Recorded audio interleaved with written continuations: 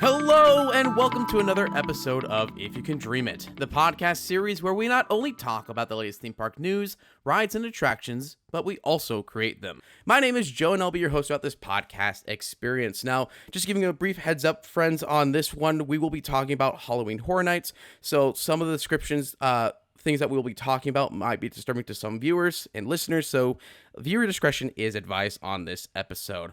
But before we get into that, I do have a bunch of lovely folks that are joining me on this lovely jaunt down horror lane. So friends, why don't you guys introduce yourselves? Hey guys, I am Jack Pattillo, formerly of Annual Pass, and I stream and stuff on the internet. Hey guys, my name's Josh. I help people plan theme park vacations. I'm Kyle. I'm just a theme park enthusiast. There is nothing wrong with that, Kyle. Alrighty, so we're going to jump into some general track talk, shall we? Let's do it. Sounds good.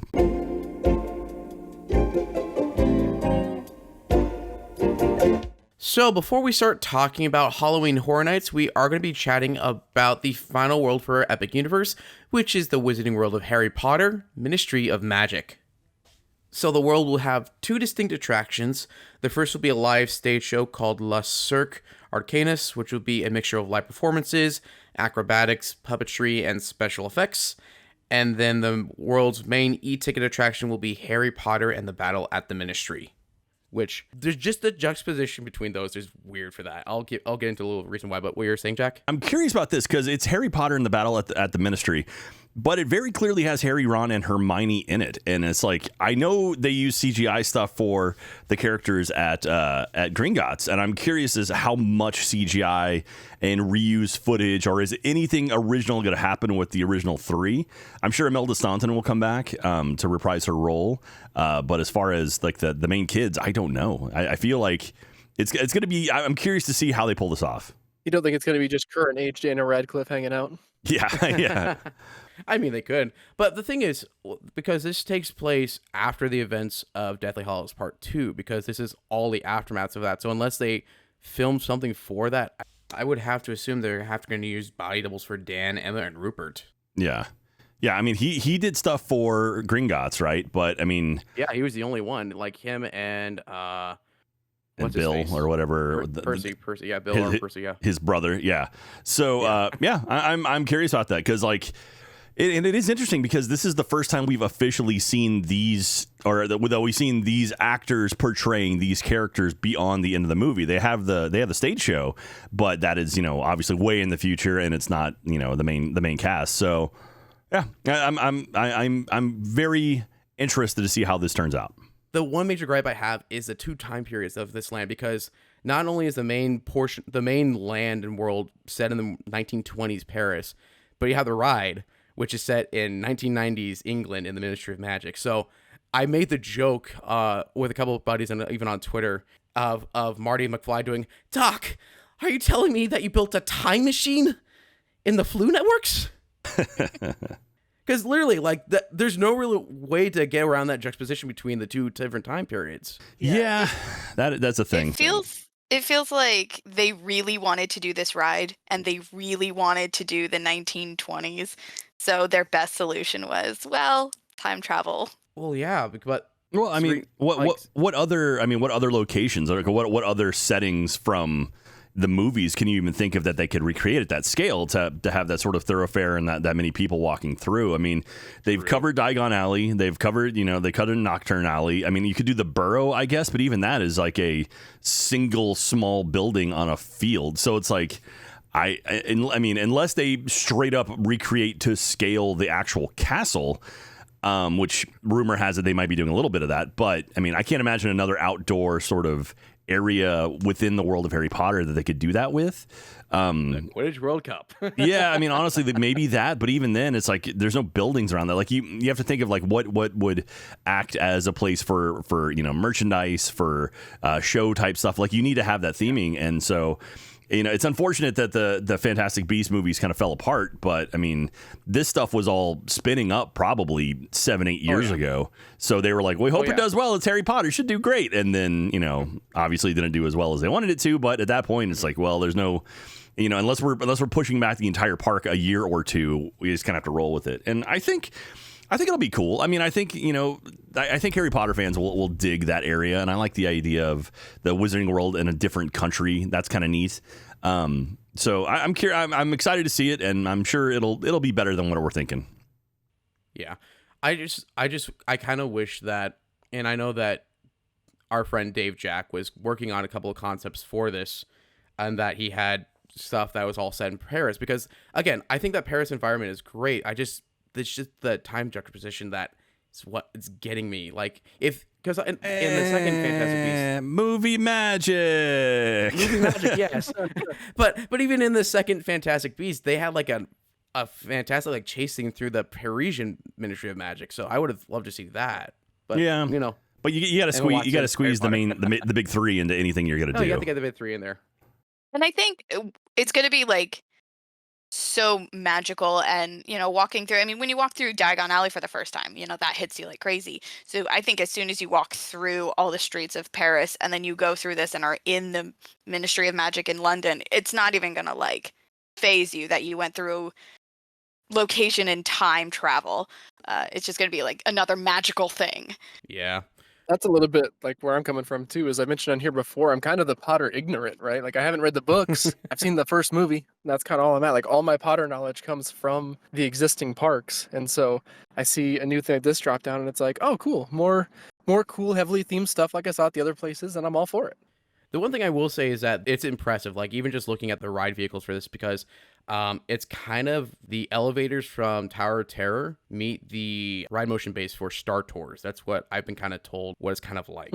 Yeah, I'm anytime we get a new ride vehicle, I'm all for it. And any sort of like dark attraction is going to be cool. I'm pumped for it. I'm just happy it's like they're not doing the Kuka arm with screens again, because like that any motion sim type stuff I'm not a fan of. I know there's going to be screens in this, but I don't think it's going to be the movement kind of screens, but who knows? Maybe it will be. Who knows?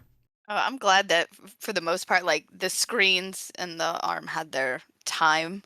And then everyone went, maybe we can add like actual stuff to this. And as a motion sickness girly, let me tell you, I'm so glad. Hopefully it won't be so bad that I need all the Dramamine, but take it just in case. Jumping over to the other offering that the world will offer, and that will be the Cirque Show. Now, this is the one I'm actually a little bit more excited to actually experience, because I'm incredibly curious how they're going to pull this off. If it's anything like the Born Stuntacular over in the Studios Park, that is going to be incredible to watch. Yeah, I don't sleep on Universal Stage Show. Like everything I've seen that they do, I love. It's so well done. I mean, like, yeah, the Born Stuntacular is such a good show, and it's like that is really cool use of new technology, and hopefully that was kind of like the beta for whatever they're gonna do with the show over at Epic. Oh, I hope so. There are going to be a couple of side acts apparently going on either side of you, so that's going to be another cool thing to actually see. So they're playing into that physical, like, oh, you're actually at a circus, here you go. That's brilliant. Yeah, it's cool. Yeah, I'm pretty excited for the Cirque Show, especially puppetry. I'm a huge fan of big puppetry, especially. And Universal's going to do that phenomenally. So I'm super excited for this show. Yeah, even like the the How to Train Your Dragon show, like Untrainable, like they have the giant puppet there of Toothless. So it's like if we get anything like that of some sort of magical beast, like that would be super cool. Oh, yep. They're definitely working through their puppetry budget. Yeah. I'm so happy about that. I'm happy to see Comcast is like, go nuts. I feel like it's very much like blank check. Like, we want you to make this something like they're trying to turn Universal into like the destination park in Orlando, where it's like you go to Orlando to go to Universal. Like Disney is, the afterthought, which is, a lot of people now are kind of getting tired with Disney and sort of all the hoops and they have to jump through to do all the stuff and all the nickel and diming. And Universal is just like, all right, we got a brand new park. So come on over here. We got 4 parks now. Spend your week here and then go home and forget about that other place with the mouse. Yeah, set your mouse trap at home. All right, so we're going to jump into Halloween Horror Nights. So for those of you who are unaware, Halloween Horror Nights is one of the premium Halloween events that happens during this time of year. It is a specially ticketed event that happens at both Universal Studios Orlando and Hollywood. This event also happens at Universal's international parks. We are mainly going to be focusing on the one that happens at Universal Studios Orlando, and this year's event will be running from August 30th all the way to November 3rd. There'll be 10 houses, 5 scare zones, and 1 live show. Now, do you guys have a preference on what we talk about? Do you want to go through scare zones first, or do you want to talk about houses? Let's just talk about Nightmare Fuel. All right, let's talk about Nightmare Fuel. So, the popular Nightmare Fuel show is coming back for this, was it fourth time around? Fourth time. Fourth time. There we go. Thank you, Jack. It's Nightmare Fuel Nocturnal Circus. So more circuses. Hooray. Basically, we're stepping up into a dark circus. A new nightmare carries with its sinister curse. It's a thrilling spectacle of pyro and aerialists. I'm excited for this because I loved, what was the last one? It was like Wildfire last year? Or was it Revenge or something? It was either Revenge or Wildfire. It's one of those two. It's such a good show. And I mean, it's just like, it's chaos. Like, it's fire and it's loud and it doesn't stop. And the whole show is incredible. If you get a chance to get out to Halloween Horror Nights, absolutely go see it. Definitely see it. I will say this one, if you're bringing kiddos to the event, which you really should be bringing kiddos to the event,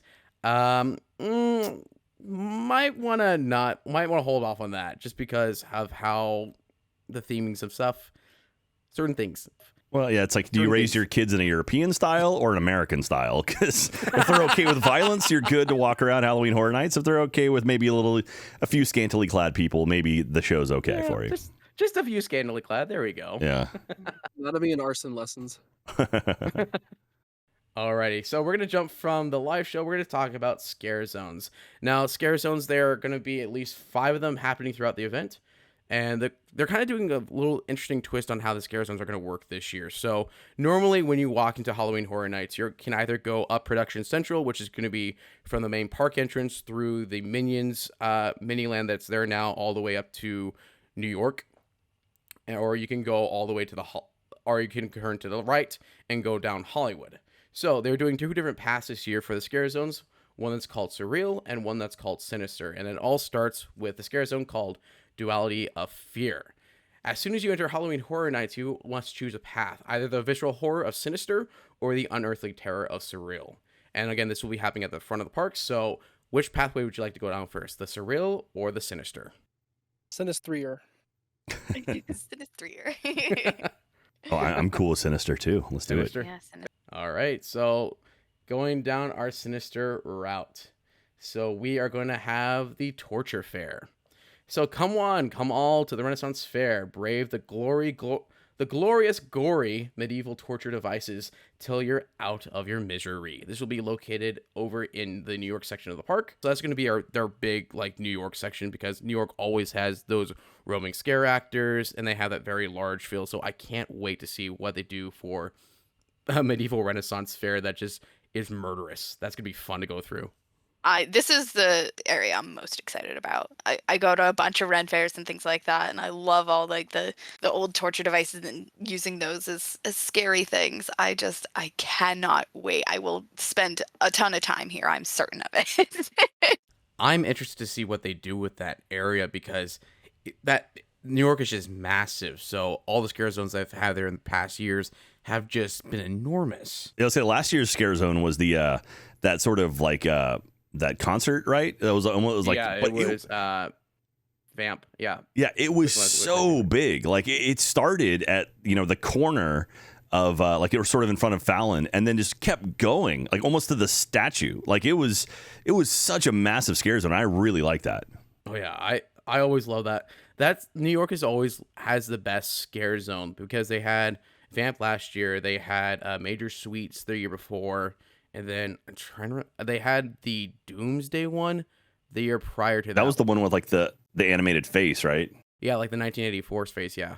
So I'm interested to see what they do with that. And then the next scare zone after that one for the Sinister pathway will be Enter the Blumhouse, which they haven't announced anything for. So I predict they're going to have Megan there. They're going to have something Five Nights at Freddy's. It'll just kind of be those pop-up areas because this is, again, located in that San Francisco area of the park. So kind of smaller than what it normally is. But I don't know, like what other Blumhouse properties could they possibly use? Well, they've got Black Phone? That's a Blumhouse thing. They do have that one, yeah. I'm just trying to think of the houses I've been through that have been Blumhouse. They have Freaky, so if they brought back Freaky, that'd be fun. That was a fun movie and a fun maze to go through. It would be silly not to use FNAF I think, especially because it was so big. Yeah, and even last year they were promoting Five Nights at Freddy's like on screens and stuff outside, like in the old Boneyard area. If you had like the sort of that concert venue they have like in front of Rip Ride and Rocket, and so it's like I saw that trailer for Five Nights at Freddy's probably 15 times while in that area. So I'm sure like that's probably a good hint of what we might see, even just one or two of the animatronics kind of walking around or something. Possibly, yeah. But where's Patrice going to be this year? That's the question. Rip, the queen of HHN last year, Patricia. Was it Patricia or Patrice? I think it was Patricia. Okay. It could be one of those two, so we'll put both of them and we'll both be right. There you go. So, future editor Joe, if they do end up announcing something before this podcast comes out, put it in now. Hey there, editor Joe here. So, as I was finishing the edit for this episode, Universal actually came out and told us what we're going to be seeing for that Enter the Blumhouse Scare Zone. And us here on the podcast actually predicted 3 of the 4 franchises correctly. So, yay on us. So, what did we get right? We said Megan would be making a return, and sure enough, she is. I mean, that was kind of a given as how popular that movie is, and with the sequel coming out soon, building up hype for that. That's great. Jack correctly identified that Black Phone would be playing a part in this scare zone, and it is, so we're going to get the grabber for that one, so that's going to be terrifying. I said that Freaky would be fun to see in the scare zone, and what do you know, it actually is part of it, so yay me. So that was such a fun movie. So we're going to get the Blissfield Butcher in there. And then finally, the $1 million question, are we going to see Five Nights at Freddy's here for Halloween Horror Nights in Orlando?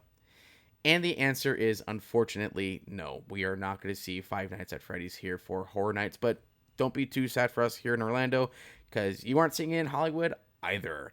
It's kind of surprising that they're not doing Freddy's, seeing how popular that film and that franchise is in general, but also the fact that, like Megan, it has a sequel in the works, and it's also slated to come out next year. So hopefully that means that next year for Halloween Horror Nights, we're going to get a proper introduction for Freddy and the gang. So if we're not getting Five Nights at Freddy's, what are we getting for that last franchise for Enter the Blumhouse? We are actually returning to a Blumhouse classic, and we're going to get the Babyface Killer from the Happy Death Day series. So that's awesome. Again, a little stingy, it's not Five Nights at Freddy's, but again, hopefully next HHN we'll get something. So until that time, let's jump back into the episode. Alrighty, and then going backwards, so that's going to be the end of the Sinister Path. Going back now to the Surreal Path, so we have Demon Queens. So this is get caught in an otherworldly hellscape ripped from the darkest corners of your mind, where 4 merciless queens loyal to Surreal rule. And that's going to be located in that Hollywood area, so where I believe it was the graveyard last year was, and that was a gorgeous one if you went through that one. Well, that was like the star signs, right? That was all the different. Yeah, sorry. Yeah, sorry. I'm thinking of the year before. It was the dark Zodiac. That's what it was. That was a cool one. There's some really cool costumes. I'm pretty excited about the Demon Queens, and this year, along with one of the houses, is very like female driven. So I'm really excited about that. And then going to our last scare zone for this year's Halloween Horror Nights, we have Swamp of the Undead. In the backwaters of Louisiana, you're about to be swamped by zombies born from the bodies of trespassers killed and dumped in the nearby bog. That's going to be located in the Central Park area. So I made the joke when this was first announced, saying, "Oh, cool, we're getting a Scooby-Doo on Zombie Island scare zone. That's gonna be great." Yeah, that area, that scare zone right there, the one in Central Park, is my favorite scare zone, just because it's so bottlenecked and they always load it up with fog, so it's really tough to see. And last year when we went, the day we went, it rained a whole lot, so it was super humid, so the fog just hung. And you couldn't see a foot away from your face, and it was terrifying. It was such a cool place, and so I'm always excited to see what they do with that little area. Yeah, and I've heard rumor of alligators or crocodiles that they're going to be using in the swamp. Real ones? No, unfortunately, no. I mean, you're in Florida, Jack. But we could get them right around the corner, right? Yeah, they're just outside in the parking lot. Exactly. I think that's pretty cool, especially like Jack said, they make everything so tight, and those alligators are going to be in your face, and I don't think everyone's going to expect. They're going to expect scare actors coming at them and things like that. I don't think they're going to expect necessarily rocks. Knee-high alligators. Yeah. Get those old jungle school animatronics. Cool. All right, now that we've talked about the scare zones, let's talk about the houses. So we're going to start off at our very first house, which is going to be near the production central area, so kind of near where Minions is. And the first house that we're going to be talking about is Monstros, the monsters of Latin America. With death as your guide, you'll be begging for mercy from these three terrifying legends, Tualapuchi, La Lechuza, and El Cibon. So this is based off a house that Hollywood actually had last year. So I'm very interested to see what they do, if they're going to bring like a 1-to-1 of what that house was, or if it's going to be a mixture of what they used and then other stuff that they didn't use as well for that Hollywood house. I've heard nothing but phenomenal things about the Hollywood version of this, and they're getting a number 2 this year, I think. They are? Mm-hmm. So it was very, very well received. It was like the top house in Hollywood. So I'm excited that they're bringing it here and we get to have it. And yeah, I don't know if they'll do a 1-to-1. I know obviously it's going to be the same characters. But yeah, it was the number 1 house out there. So I'm very excited about it. Seems really cool. It's like educational horror, right? Like these are based off of actual Latin American folklore things, I'm assuming. Yeah, I mean, we had the Chupacabra one a few years ago, and that was fantastic. And so, I was terrified of that house. Yeah, and so I think that, I mean, like Kyle said, like this one is supposedly the best house from Halloween Horror Nights last year in Hollywood. So I'm really pumped to see it. Yeah, I'm pumped to see it, and it's also gonna be in the soundstage, I believe, where Blood Moon was last year. So that's a huge space. So good on them for being able to take over that space. All right, jumping over to the next house near that area will be A Quiet Place. Silence your screams if you want to survive this terrifying post-apocalyptic world, where creatures hunt you down for anyone who makes a sound. I am so excited for this house. I'm already calling this is going to be my top house for the year. I've got a dirty secret. Ooh, dirty secret? I've never seen A Quiet Place, Jack. any of them. So I don't know if I need to watch it before going into the house, or should I go in blind? I would say watch it, because from what they said, it's taking scenes from Quiet Place Part 1 and Part 2. Nothing from the Quiet Place Day 1 that just came out recently, which is gorgeous. Go see it. Okay. All right. I guess I'll go watch it. Yeah. I love A Quiet Place, the movies, because there is that silence that you just kind of are on the edge of your seat at all times, because you're just waiting for, something to happen, and that noise to happen. And from a technical standpoint in this house, I'm so excited about how they're going to create the sound and dampen, and it's going to be awesome. It's going to be so cool. But there's, something very scary about silence.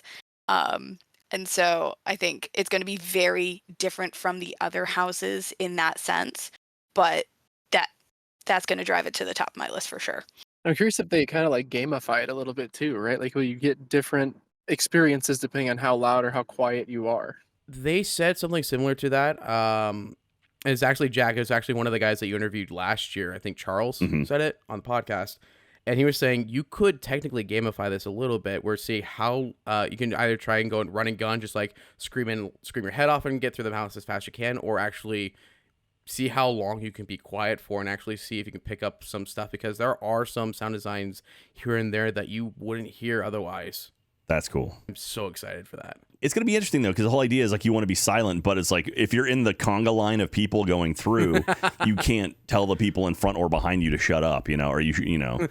So I'm curious how they'll sort of reiterate, like, be quiet in this house, Yeah, that's going to be interesting. That's going to be an interesting way to figure out how they're going to get guests for crowd flow and just for just guest noise to say, hey, shut up in this house.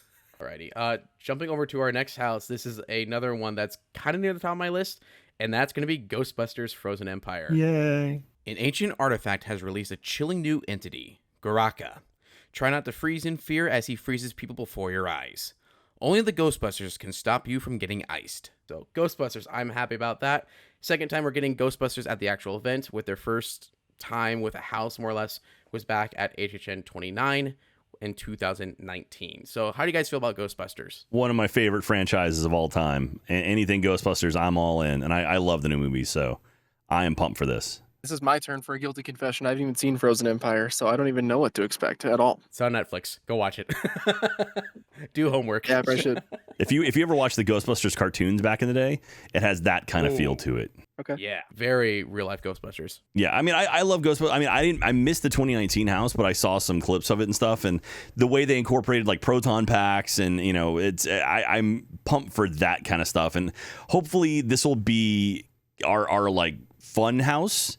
Like most years, there's like one house where it's like, oh, this is actually pretty cool. It's real neat. I would say like the Weekend house was that, where it's just like, okay, we're having a good time. It's still a little scary, but it's like, oh, it's kind of fun to go through. Or like Beetlejuice the year before. I mean, like I think this is gonna be a fun house to go in. I'm excited for it. I don't know. I think it might be, they might lean into that horror factor, because there was parts of that new film that were just terrifying. Like you had the entire, I don't want to spoil it because Josh hasn't seen it yet. But I mean, I've had plenty of time. There are times like they could really up that scare factor, especially, and if you know the scene I'm talking about, Jack, it's towards the more or less the midway part of the film. Yeah, I think so. Yeah, though they're in an underground place. Okay. Oh yeah, that's pretty intense. Yeah. Yeah, I mean, I'm curious if this will be like Beetlejuice, where it's literally just retelling the movie via a house, where it's like here's just the main beats of the movie and then it sort of finishes, or if they'll sort of have the tone of Ghostbusters and it's like, oh, it's just scary stuff, like maybe you walk in and like things that are already gone wrong and you just kind of go through it and kind of experience the different areas, or if it's going to be very much like, oh, this is the narrative, this is the plot line from the movie. I think it might be following the plot line of the movie. I'll be interested to see how they do it, though. Jumping over to our next house, we have Insidious the Further. Enter the Further as demons try to ensnare you. The red-faced demon will lure you into his lair. Keyface will unlock your fears, and more. So since we're spilling dirty little secrets, I have never seen any of the Insidious films, so I have no clue about anything. I don't know if they're on Netflix or not, but go find them. Go watch them. So that's my homework time. There you go. I mean, Insidious is one of the franchises that kind of came back in the lull of good horror movies, and kind of hit you with like, oh, like we can still do scary and do it really well. I think the Insidious house is going to be more of your classic horror demon, just scary for scary's sake. And I think it's going to be a really good house because they have a lot that they could pull from, or they can kind of create new storylines with it. Insidious has a huge following, so I think they're going to do this really well. I didn't realize there were so many like characters in the Insidious movies now. Like they talk about here, like the red-faced demon's lair behind the red door. Keep away from Keyface. Like I didn't remember so many like named characters in the Insidious movie. Mm-hmm. I mean, it won't be as bad as Game of Thrones, but still, that's a lot. I don't know. This probably will, just because I'm unfamiliar with the IP, probably be the lowest on my list. I'll definitely I'll definitely experience it, but I don't know what to expect. So I'm kind of wanted to go in blind, but also not really going blind. Yeah, go watch the movies before you do the house, I think. I will. There's a lot of homework for going to Halloween Horror Nights this year, it feels like. Yeah. Well, even like last year, like The Exorcist, that the house was out before the movie was. So yeah, at least this year you can watch it before you go. Watch before you go. There it is. Halloween Horror Nights. Halloween Horror Nights. Our next house is not going to be an IP house. This is one of the original houses, and that's the Triplets of Terror. You're invited to the Barmy Triplets birthday bash, but beware, they celebrate by recreating their family's murders. See, Jack was saying earlier that the Ghostbusters house might be the fun kind of house. I think Triplets of Terror has the potential to be that kind of fun house, you know, the lower key, but it also has the potential to be like House of a Thousand Corpses kind of feel to it. And from the imagery that they were using, that's kind of the feel I got from it. But I think they could really go either way. There's actually a lot of contenders this year for being kind of like a comedy house. Like we talked about this. So, because Ghostbusters could be a mix of that comedy, Triplets of Terror could be that one, and then there's a couple more that we get to later that can also be that comedy house. So there's gonna be a lot of laughs this year, as well as a lot of screams. But I don't. This one I'm also is kind of lower on the list for me because I think this was supposed to be. This was one of the houses that just got the IP that just kind of backed out the last minute, and it was kind of supposed to be representative of the Strangers movie. If you've seen that one, and it didn't do too well, so they kind of backed out. So, I'm all for it. If it's anything like Resident Evil with like the Country Bumpkins, murdering family, this will be fun. I'm down for it. Country Bumpkins Murdering Family. That's my ska band. It's like the Country Bear Jamboree, except you die. Alrighty, our next house is, I believe this is going to be the comedy house. Major Sweets Candy Factory. You've been invited to chaperone a field trip to a candy factory. The deadly delicious treats turn kids into sugar-filled fiends. This is actually going to be a prequel house to the previously Scare Zone, called Sweet's Revenge, which appeared back in the New York section during Halloween Horror Nights 31. Listening to the backstory for this one, I've codenamed this house Effed Up Willy Wonka. Nice. Yeah. I mean, this one's gonna be fun. Like I like the Scare Zone was great, and so I'm pumped to see what they're gonna do with a full house. Oh yeah, definitely, and have it actually flush out what's going on. That's gonna be great. And I mean, And the location is great. Yeah, this is gonna be in Fast and Furious. Yeah, it's like it closes down Fast and Furious like a month and a half or 2.5 months. It's great. this is winning. The idea of like a, spooky Willy Wonka and like, I'm sorry, creepy children. That, that's one of the things that like scares me a lot. Yeah, shorter scare actors. Shorter scare actors always freak me out. Those are the ones like they can sneak around and catch you. Oh, I don't like that. It's creepy children. So you have a whole house of based on sugar fiend children. Yeah, it's even if it's kind of a goofy. It's gonna be good. Alrighty. Our next house is going to be Universal Monsters Eternal Bloodlines. Get caught in an epic battle as Saskia Van Helsing and the Bride of Frankenstein go up against Dracula's daughter and her monstrous mavens, the She-Wolf of London and Anaxunaman. It's cool. Very cool. I am shocked that they didn't include Victoria Frankenstein in this to tie it to the new Monsters Unleashed area or the Dark Universe area of Epic Universe. I thought for sure we would see Victoria Frankenstein be introduced this year in Halloween Horror Nights to kind of set up the story that they're going to be doing over there. And yeah, I mean, I'm still thinking maybe we might see her, but I mean, we're not hearing anything about her. So it could happen. It could happen towards like the end and stuff. Like you see, like someone with a shovel at the very end of the house saying, "I'm Victoria Frankenstein." Boo. They might maybe something a little scarier than that. Something scarier than that. This way, it'd be very strange to have this whole Universal Monsters bit with the Universal Dark Universe stuff coming and not tie those together at least a little bit in some way, right? Yeah. Because I was on the board with you, Jack. Whenever you've mentioned that bringing Victoria Frankenstein into the Universal's kind of canon, that makes perfect sense, especially with synergy-wise with Epic Universe and Dark Universe opening up next year. So it is a little weird they didn't go with that in that direction. Yeah, it feels like a no-brainer. I just don't know why. I'm just happy because we're having another Frankenstein house because Bride of Frankenstein was gorgeous to look at when it was there for 31. Yeah, I remember that house was the sort of opening scene with the castle that has like crumbled around you. Like that was such a cool setup. Very, very neat set pieces. I just hope they have another like double-sided scare because I remember there was a portion in that house and my eyes were shut because you had one vampire jump out on one side, the other vampire is on the other side, and you're just tag teaming you. I'm a scaredy cat when it comes to that stuff. Nope.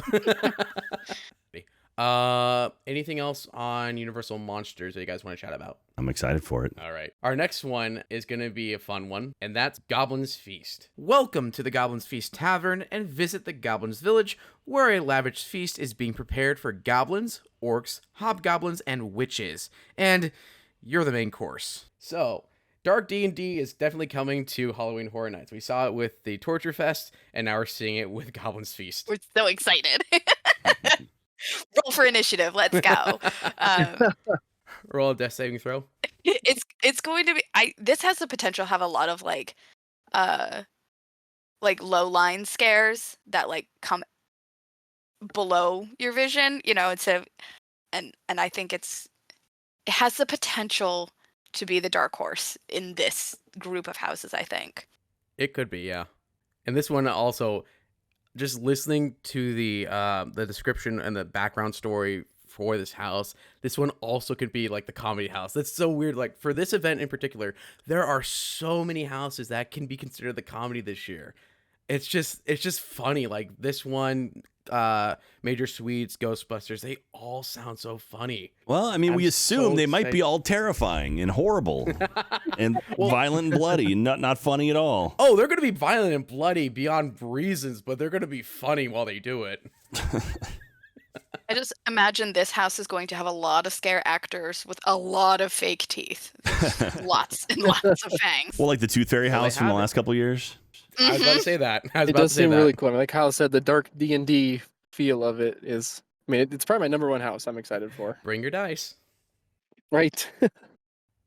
All right, cool. Jumping to the second to last house that is going to be at Halloween Horror Nights, we have the museum, Deadly Exhibit. You decide to visit the new folklore museum exhibit, the Rotting Stone, when an evil escapes within, destroying everything in its path. A lot of people have joked in saying this is what's going to happen to the British Museum if they're not careful enough. All I have to say about this one is no thank you.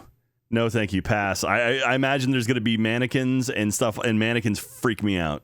What, you don't want to do Nightmare at the Museum, Jack? Oh, God, man. This one's going to be horrifying.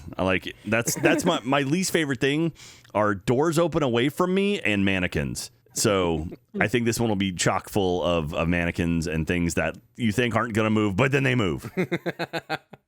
They love doing those scares. They definitely love doing those scares. I still am traumatized by the Halloween one. I'm excited for this one. This one looks fun.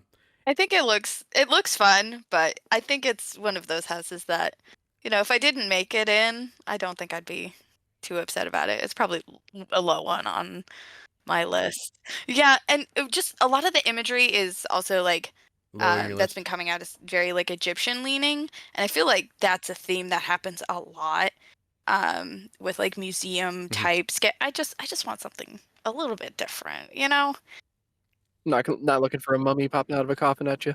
Yeah, like, Yeah, not that I would expect it, but, going in, I know that it's going to happen at some point. Right. And I could be totally wrong. It could be the greatest house ever. But on the list of things, it's the one I'm least excited about because I feel like it's been done a lot. It's just the imagery that we see a lot. And so, And finally, the last house that we'll be talking about will be Slaughter Cinema 2. If you're dying for a B-movie horror marathon, head to the Gary Drive-In. Scream through scenes from creature features, grindhouse gore, spaghetti westerns, and more. So this is a sequel house to the original Slaughter Cinema that appeared at Halloween Horror Nights 28 in 2018. And as of right now, they've already confirmed a couple of the movies that you'll be stepping into. So you'll be stepping into a movie called Heavy Metal Hell 3D and Mardi Gras Murders. And apparently from the Mardi Gras Murders, they will be using a couple of the soundtracks from Universal Mardi Gras. That's cool. I love I dig these houses where it's like a whole bunch of different things. Like there was the Boris Schuster house a few years ago where it was like all different stories. Yeah. So I imagine it's going to be similar to that. I didn't see the original house that this is the sequel to, so I don't know that one, but I mean I like it where it's like, oh, we can just do something goofy. It's not like they're like we've got 3 Swamp Man masks. All right, well that'll be one. Cool, we got some aliens. Cool, that'll be one, and it's gonna go from there, And they have used this house like for other properties too, because like a lot of the Yeti stuff that have been throughout Halloween Horror Nights for years, for recently, came from Slaughter Cinema. So from that first one, so we can thank Slaughter Cinema for Campground Kills last year, which was phenomenal, or Yeti Terror of the Yukon. Yeah, and it reminds me of there's a metal band called Ice Nine Kills that does, like, they made a whole album called The Silver Scream where they kind of like rip off horror movies over time, and that's like their whole concert is they just go through and do like reenact kind of different slasher scenes from movies and stuff. So it kind of feels like that, or like would have been a good collab house or something with them. I like like you said, the Yeti came from the first house, and so I think it's going to be a lot of, yeah, like, oh, we got this mask, we can do this. But, since it's all based on like the B movie horror, Right. it's gonna be, I think, a lot of your classic, like, hey babe, let's go to the haunted house down the corner, on date night. And I think it's gonna have a good vibe to it. It's gonna be entertaining. This is gonna be like the good entertaining house that everyone talks about. Yeah, I can't wait for this one. It's gonna be fun. Anyway, that is gonna take us to the last of the houses for Halloween Horror Nights. So I am super excited for this event. I definitely my top houses I'm gonna be gushing over are gonna be Quiet Place, probably Universal Monsters, and I want to say Slaughter Cinema. Those are gonna be my top 3. What about you guys? Ghostbusters, and then Ghostbusters, probably Ghostbusters. For me, it's the Goblin Feast for sure. The Goblin Feast, I think the Major Suite, kind of the horror Wonka factory you talked about sound pretty sweet. You're just very, very food driven. Right, true. A Quiet Place I cannot wait for. Triplets of Terror I think is going to be really good. And the third one I would, Monstrous I think it's going to be, because I heard so many good things about it from Hollywood. I'm excited for that one for sure. Mm-hmm. And with that, we have completed our chat about this year's Halloween Horror Nights. Now, I like to end off every If You Can Dream It episode with a little segment I like to call Blue Sky Pitches. Okay, so the way that Blue Sky Pitches will work is that I will give you guys a prompt, and then I want you guys to pitch me an idea you have based on that prompt. So this week's prompt for Blue Sky Pitches is, if you could make any horror house for Halloween Horror Nights based on any IP, what IP would you build it to? Dead Space. I want a Dead Space house so bad. Like it feels like such a no-brainer. That's such an amazing game, and it's horrifying, and it's cramped corridors and cool space and awesome creatures. Give me a Dead Space. Give me a Dead Space house now. Done. I'm with you right there. If I had just pick any IP in the whole world, Midsummer. Ooh. Because it's such a dichotomy of like terrifying things happening, but also it's so bright and beautiful, that's got a different level of spooky feel to it. So I would love to do like a Midsummer house or area. That would be so cool. House in the daylight, that'd be great. Mine's definitely BioShock. Like there's just something so claustrophobic to being underwater, being so far away from air, and like the walls are leaking a little bit or whatever it is, and you're getting chased by big daddies and everybody else. I feel like there's some potential there. That'd be great. I'd love to see that. I'm kind of with Jack with this one with Dead Space, but I kind of want to see that done for Alien. So just imagine going through a house that's on Nostromo and stuff, and just those tight corners. I'm gushing over that. I know they've done like Alien versus Predator before, but I just want a legitimate just Alien house, and I know that can't happen now because Disney. Yay! Yeah, I was gonna say like, oh, that might be difficult. Just trade them back to Simpsons. They're fine. Let Universal have the Simpsons. Alrighty, and with that, we have reached the conclusion for If You Can Dream It. Guys, I want to thank you so much for appearing on here and sharing your Halloween Horror Nights views and everything. It's been such a blast. Well, thank you for having us. Yeah, thanks. This has been fun. Yeah, thanks, Joe. Absolutely. And Jack, where can people find you online? Yeah, if you want to look for me, I'm at twitch.tv/Jack Pattillo. That's JackPattillo. I stream there about 3 days a week, usually Tuesdays, Thursdays, and Sundays is the goal. And my archive is at youtube.com/Jack Pattillo. You can go there, see anything you may have missed. I'm also on Twitter, Jack_P. Nice. And then Josh, you're online at Second Trip Travel. Is that correct? That's right. Second Trip Travel, all spelled out. And yeah, I do bookings for Disney, Universal, and all kinds of different fun theme parks and vacations. And Kyle, where can people find you online if you would like to be shouted out online? Or if not, I can just like, hey, Kyle's also online. Honestly, my online presence is so minimal. Hey, there you go. Nothing wrong with that. Alrighty, friends. Well, thank you so much for joining us for another episode of If You Can Dream It. If You Can Dream It is produced by me, Joe Lozano. And until next time, we'll see you in the queue. Ladies and gentlemen, please stand clear of the doors.